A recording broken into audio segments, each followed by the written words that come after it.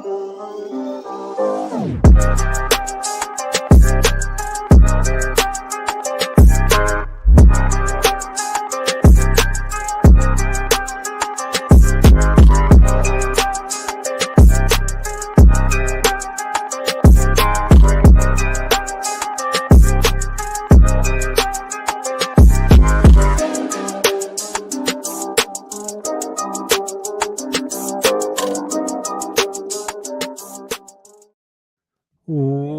is up, and welcome to the Uncontested Podcast post-game edition as the Thunder beat the Sacramento Kings at the Las Vegas Summer League 86-80.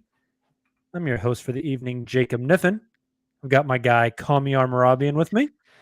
I'm here. We are brought to you by the Blue Wire Podcast Network and DailyThunder.com. If you have not had a chance yet, I'd like to highly encourage you guys to go to DailyThunder.com. Check out the Summer League notebook that JD Silva and I have posted over the past few days during our time out in Vegas. It was a blast. I thought we got some really good notes, had a great time. So shout out to all of you guys who have read that. If you haven't yet, I'd highly encourage you to go do so. And like I mentioned, this is a post-game show after the Thunder beat the Sacramento Kings 86-80.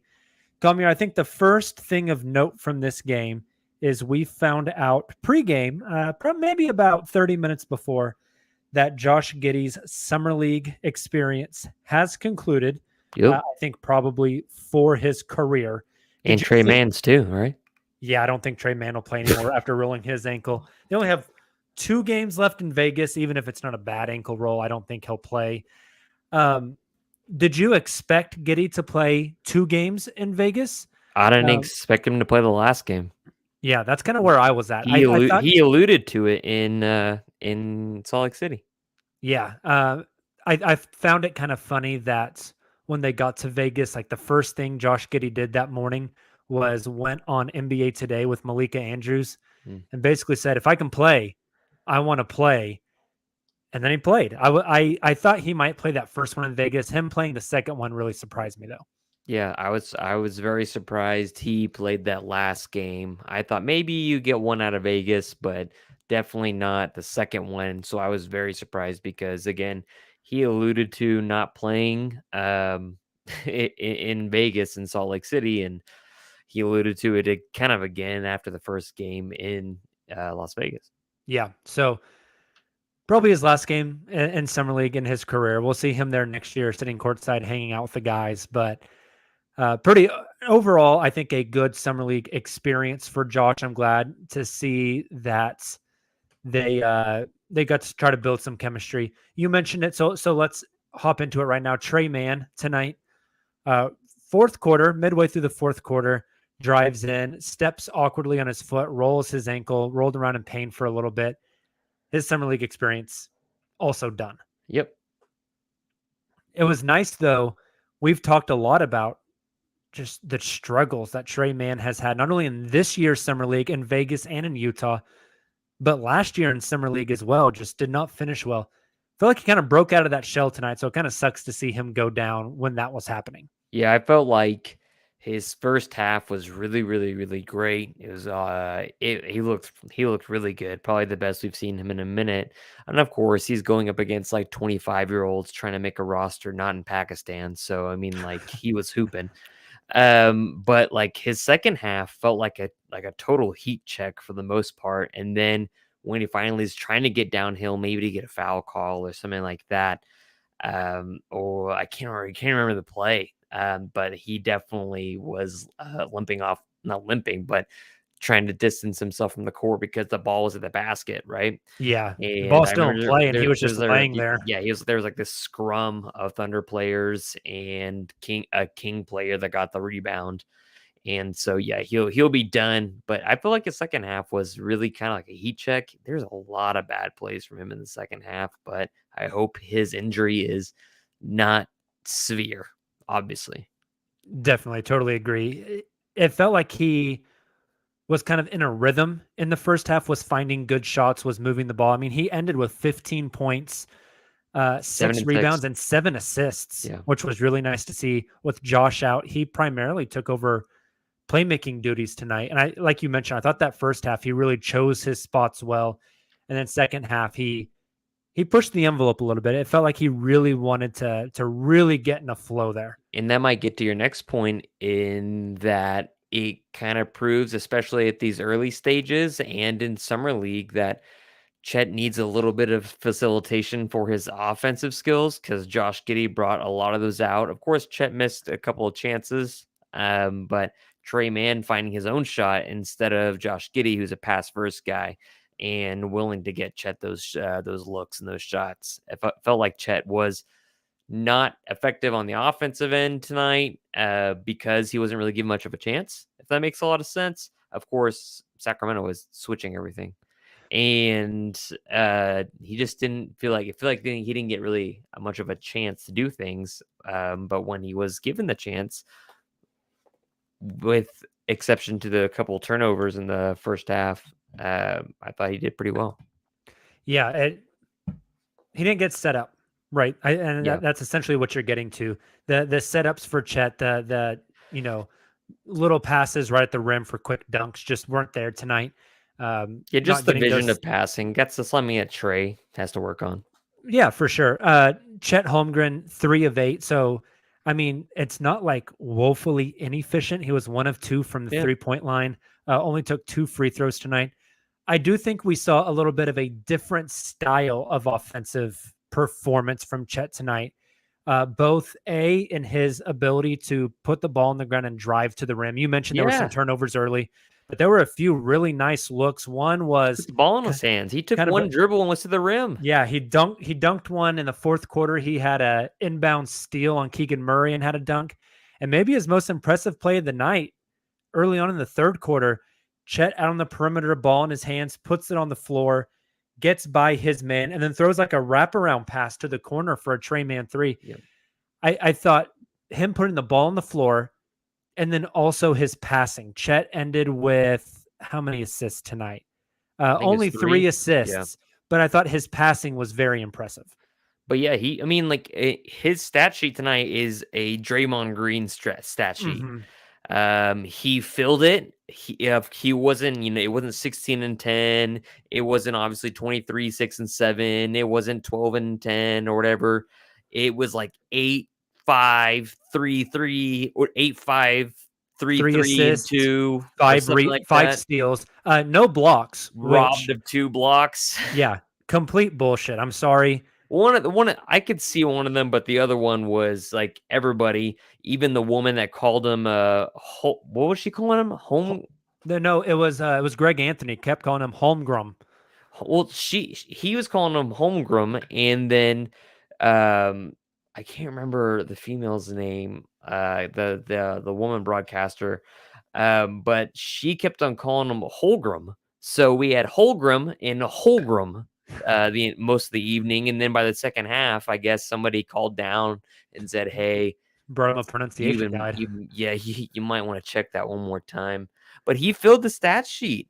He did a lot of things. Of course, like you said, offensively, you get him on the perimeter with a head full of steam.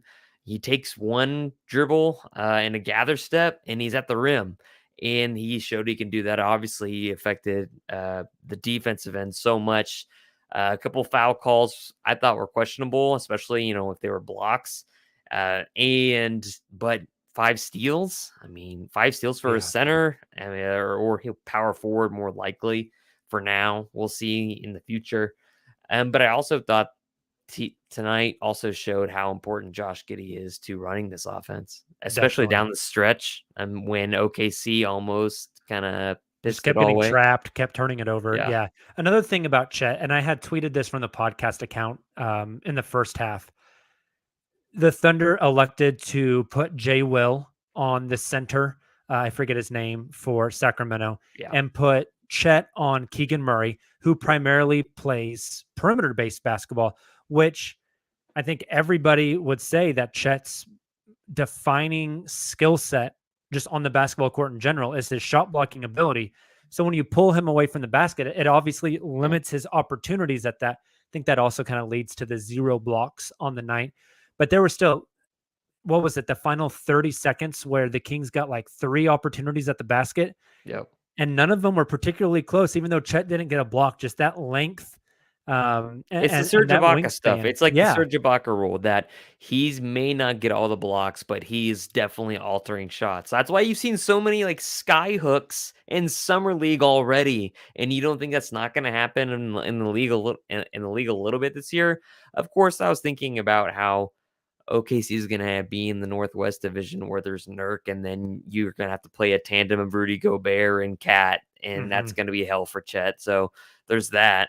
But the amount of skyhooks, And point Jokic. guards, and Jokic is in that Jokic, division too. yeah. Jesus. So it's not going to be a great time, but it's going to be a time to learn, especially on power forwards. And but the amount of skyhooks we've already seen from point guards and guys just driving the lane because they know Chet's already there, is pretty intriguing. And so just because he's not getting all the blocks doesn't mean he's not altering tons of shots. I mean, it's tough to see what Thunder fans saw in game 1, right? He looked dominant, wasn't missing a shot.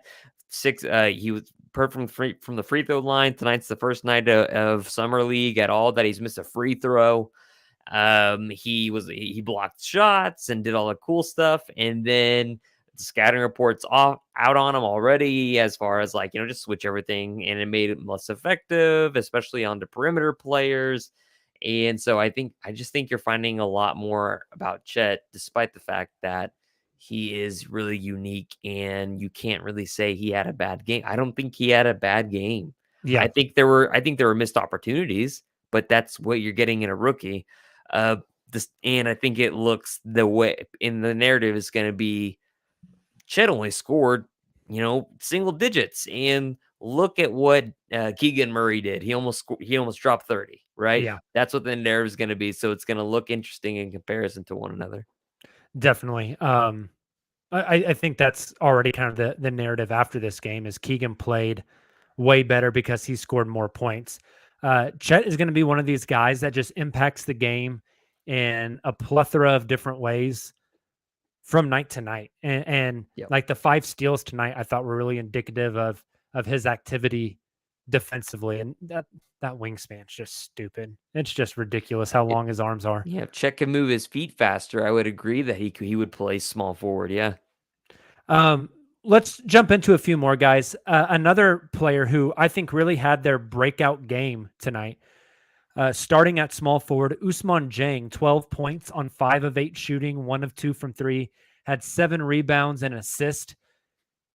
After struggling for really all of summer league, it was really nice to see Usman kind of put everything together tonight. I mean, the ball going in the hoop just makes you look better regardless, but I thought his decision making, I thought he was more aggressive in his attacks to the basket, trying to set up teammates, looked a lot more comfortable getting into his jumper. Seemed like he kind of settled down and didn't really press the issue and just played within himself tonight. Yeah, I really liked what we saw from Usman. I thought he was a tad bit more aggressive. Yeah, he still is I'm not saying it's soft. It's just like a weird feathery way of playing basketball when you're this 6'10" monstrosity that could dunk on dudes. Like, he is muscular. And I'm like, you could get above the rim. Why are you playing like this? It's weird, but you can tell how talented he is. And he even took it at Keegan Murray a few times during the game. And so, of course, I mean, his 3-point shot is a work in progress. This is the classic Presti mold. Presti has opted for high IQ guys that can do a lot of things well, specifically pass and shoot the ball well as of late, which is an interesting move away from the prototypical he's a raw athlete, yada yada yada. Usman Jang feels like that raw athlete, but that has some pretty good skills. And so it was good to see him do that. This step back 3, I was 100% not expecting that to go in. So good for him. but seeing him being able to finish at the rim a lot more consistently, especially this evening, was really nice. I think he finished at 12 and something. Yeah, he had 12 points, 7 rebounds, 1 assist. Yeah, he had a good night. So he is, for his size, incredibly fluid. Like, he had a Yep. Euro step in the first half that, I mean, it looked like a 6'3" guy out there hitting a Euro. It's very fluid, but like you said, you can't describe his game as soft, but I would describe it as like non-aggressive. Yep.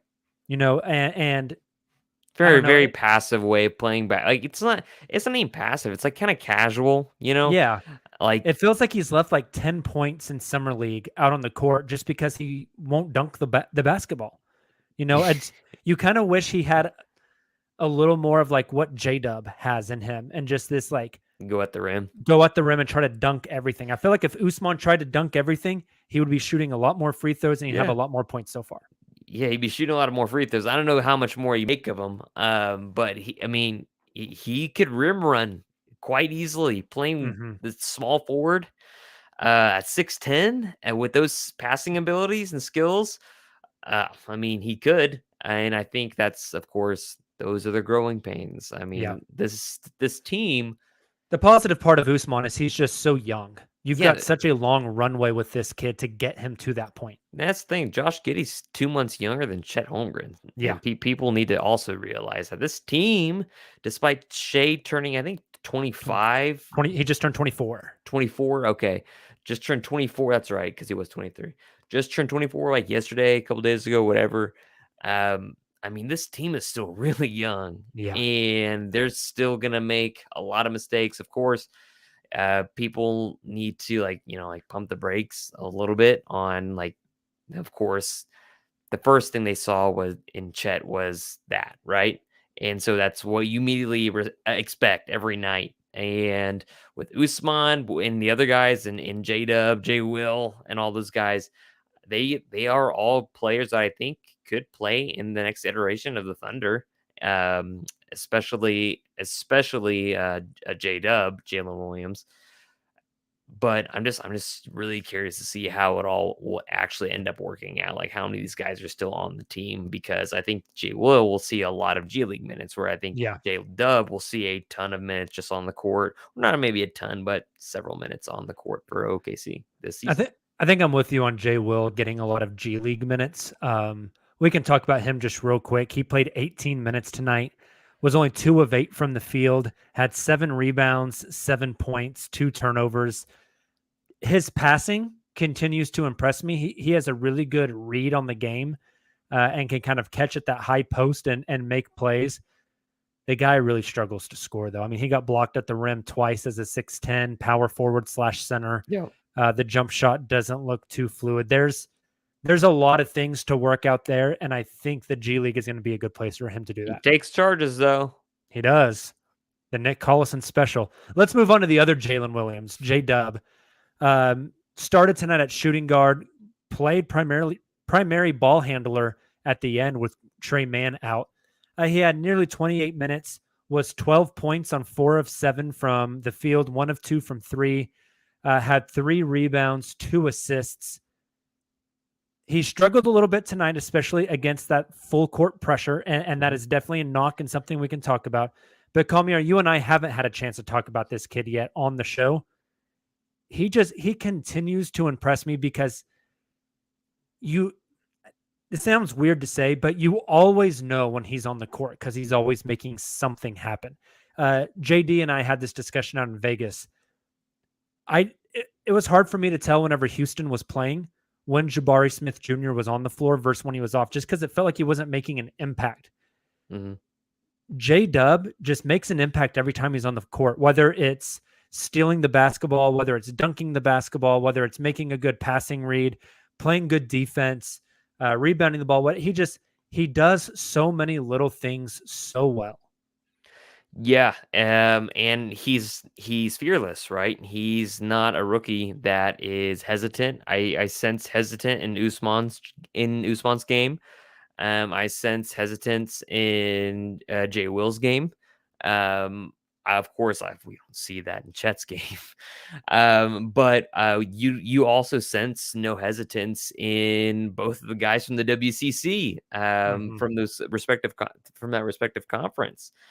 And that's something that's really impressive. He's big, he's long, he's athletic, he's thick, he can defend guys really well. I mean, he he was in a jump ball situation with somebody that I think The was, center, his name Quintus, whatever. yeah, Yeah, I that like don't know, 6'11" center guy. but he didn't look that much shorter than him, and maybe half of it's the hair, but the other the other half is him. Just like, it was noticeable. It's noticeable, his athleticism. He loves to dunk the ball. Like, that's a guy that I can always get behind. A guy that loves to shake the rim when he dunks the ball, make his presence known first of all on offense, and not have any hesitance on catch and shoot threes. I mean, he was presented, I think, with 1 or 2 catch and shoot threes this evening. I'll have to check the shot chart. Yeah, he was 1 of 2 from 3 tonight. And I think on one of them, only one of them then was a catch and shoot, and it was just bottoms of the buckets. And Yeah. that's the same stat you saw at Santa Clara. He was shooting over 45% from catch and shoot threes from the corners, and it's a wild stat when you see it. Yeah. But just the fearlessness that he attacks the game with already, feels like he seems like almost as a veteran presence out there, more so than some of the other guys. Yeah, I was about to say, I get that same vibe that he feels like he's been here before. Yeah. And that catch and shoot 3 you referenced there, Kamiar, the possession before that, he drove left, took some contact and kind of faded and hit kind of a step back fadeaway jumper, didn't get the call, came back down and hit a catch and shoot 3 right at the top of the key, and just very fluid, Yep. very pretty. Yeah, the athleticism pops. Like, I didn't know he had that type of explosive athleticism to him. It also helps that his wingspan is just ungodly long, and Yep. those arms just unfurl up at the rim, and he can slam it. But I mean, heck, that the shot later in the game, when he is dribbling baseline and he's being forced baseline, and he's shooting like this off balance fadeaway jumper from just outside the paint, and it's bottoms. I mean, the guy has confidence, and I like it that he takes defenders off the dribble. I like he attacks and is very aggressive. He forces his opponent, whether he's on offense or on defense, to play his game instead of the other way around, and that's important. yeah, for sure. And defensively, he's just been so versatile. I mean, he's been guarding point guards. He guarded Jabari Smith Jr. 1 to 4, 1 through Yeah. 4s. And honestly, I could see this year in Oklahoma City, I don't think he's going to start. Like, whenever No. everyone's healthy, he's not in the starting lineup. But I think 1 through 4, whenever somebody is injured and going to miss a game, you can slide him in. Shay's out, start J-Dub. I personally think JRE is going to start this year at the 4. If he's out, start J-Dub. If Lou Dort, who's technically playing the 3, is out, start J-Dub. Like, he's this Swiss Army knife that can fit in everywhere. We've seen him on ball a lot. We've seen him off ball a lot. Maybe this is a stretch, and you can call me crazy. The people in the chat can call me crazy. That's okay. He's not this level of defender. Maybe he can get there. I mean, he's But got a great mentor on the team. yes, the age, coming out a little bit older in college, the build, the wingspan, the style of play, I get a little bit of Mikal Bridges from J-Dub. Is that, how far off base is that? Joseph was already calling me crazy in the Joseph chat. says you're crazy. What's interesting about that is that, you say crazy right now. Do we remember what Mikal Bridges looked like when he came out of college? Yeah, his rookie year. I'm actually going to pull up his stats real quick from his And rookie year. and I'm not saying like that's crazy. I'm not saying that's crazy. I don't think that's crazy. I think it's a stretch, right? Knowing what Mikal Bridges is now, but if we're looking at it in a vacuum, I mean, heck, I still feel like J Dub is more fluid with his motions than Mikal Bridges is right now. I feel like J-Dub is better equipped with his hip switches and how fluid he is there with his foot placement. It again, it's more than just athleticism. It's the way he's able to it's the way he's able to flip his hips so quickly. It's the way he's able to move his body when he's positioning himself. It's not just about how tough he defends somebody. It's the technical side too that comes very fluid to him, and that's something that a lot of people just don't have. There's not a lot of fluidity with some defenders, and he does it with ease right now. It looks easy for him. All right, I got some stats for you. You ready? Yeah. What were Mikal Bridges' numbers, his rookie season, and how old was he? Okay, so his rookie season, he was 22, so a year older than J-Dub. Okay. First, Mikal Bridges currently is 6'6", 210 pounds with a 7'1" wingspan.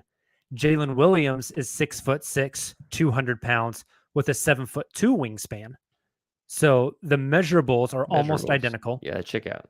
Mikal Bridges, his first year in the league, 8 points, 3 rebounds, 2 assists, 1.5 steals, and shot 33% from 3 on 4 attempts a game. That's fun. Yeah, on a rebuilding Phoenix team, or just a Chris Paul-less Phoenix team. Mm-hmm. Is it crazy to think that J-Dub could replicate that level of production his rookie year? 8 points, 3 rebounds, 2 assists, almost steals and blocks combined. Mikal had 2 a game. It was 1.5 steals and half a block, 33% from 3. And then this is pretty impressive. He shot 55% from 2. Mikal really not a mid-range guy at all. It's right at the rim, or it's a catch and shoot 3. Yeah. And that's the thing, right? J-Dub is like a very good 3-and-D guy, but he's also a very athletic guy that will rim run at you and take shots in the mid-range. Great cuts. And he's going to feast off Josh Giddey back cuts. Yeah, I don't think that he averages 8 points, but I think those other things are on the table. I mean, I think he's going to be a player off the bench, don't you? Oh, I think as of right now, I think he and Trey are really your 6/7th man who are going to be coming off the bench together. Like, I could legitimately see that. With Kenny? Yeah. I think your bench is probably going to look like J-Dub, Trey Mann, Kenny Hustle, probably Mike Muscala, and maybe Aaron Wiggins. I think you're just going to have like a lot of wings out there that can really play. And Kamir, maybe that leads us into our last guy that I want to talk about tonight. Aaron Wiggins played off the bench 24 minutes. He was 3 of 6 from the field for 10 points, 3 rebounds, an assist, and a steal. He did have 3 turnovers. But I want to pick your brain because I think Aaron Wiggins is having a fantastic summer league, just doing what he's supposed to do. Danny is incredibly disappointed in Wiggins. Yeah, I saw that, and I wanted to bring that up. I've been very impressed by Aaron Wiggins. I think when we get to training camp, there's like 5 or 6 guys competing for 2 spots. And what I've seen from Aaron Wiggins so far, like he's earned a spot on this team over guys like Teo Maladone, over guys like Vit Krejci. Like if it came down to like you had to choose one of those 3, I'm going Aaron Wiggins. He's been very impressive on both sides of the ball, just playing within the flow and doing what you ask of him. Man, I think everybody has spoken on behalf of Teo Maladone, right?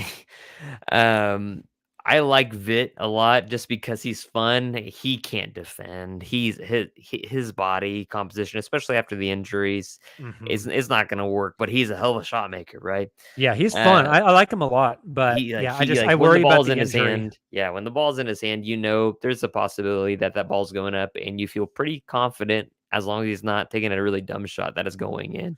Yeah. But with Wiggins, I feel like, again, he looks like another guy that's played in an NBA before. He's making the fundamental play. He's playing solid defense. Is he making the right assist? Or like, is he assisting the ball? Is he going to be that type of facilitator? No, that's not his game. His game is going to be, I'm going to line up in the corner. I'm going to shoot threes, or I'm going to do cut back. I'm just going to cut to the rim. or in transition off of his defense, and rebounds and just trying to finish at the rim with layups. I mean, I feel like he's a guy that, again, he's a solid defender. He might get you five points one night, 2 points one night, 10 points, 12 points another night. He's not going to be a guy that consistently scores for you, but he's going to be a guy that consistently provides you energy, consistently provides you a defensive presence on the floor. I think his defense is pretty good, especially for a guy that is coming off the bench. I mean, I don't feel like Danny, I don't feel like you should be disappointed in Wiggins. I feel like he is just playing within his game and honestly within his role. I think you saw Trey Mann come out and try to play not within his role, and maybe by the Thunder's ushering of him to say, hey, go be a playmaker, go be that guy. You have the keys. It's not Shea, it's not Josh. Now you've got the keys, is what they did to Trey Mann tonight. And I think you saw what their offense looks like with that difference. But I don't think there's any disappointment to go around for Aaron Wiggins. Aaron Wiggins. They have both their A's, whatever. Yes. I don't think it's a disappointing performance. I think he just did what was expected of him. Yeah, he's very Kenrich Williams, JRE like, and he's a guy that's not going to make a lot of mistakes. He's going to play within his role, and he's a jack of all trades guy. He can do a little bit of everything. He can defend for you. He can hit open shots. He can handle the ball a little bit, especially if it's like fast break and transition. Yeah. I've been very impressed with what we've seen from him, and I think it's going to be really hard to not put him on the 15-man roster. Like, yeah, really hard. And how old is Andrew Wiggins? He's also pretty young. 22, I believe. Yeah, and so Danny, I agree, bro. He doesn't always make the right basketball play. This team is very young, and even the best players don't make the right basketball plays. And this guy just got out of the G League, right? OKC.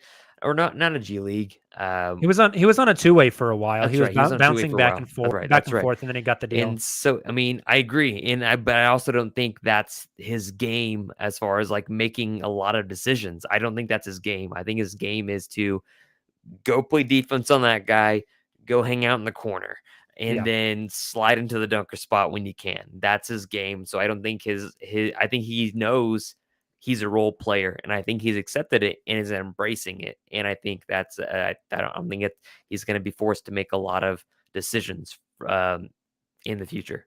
Definitely. I mean, you have so many guys that can handle the ball and play make on this team that you don't want to ask Aaron to do that anyways, right?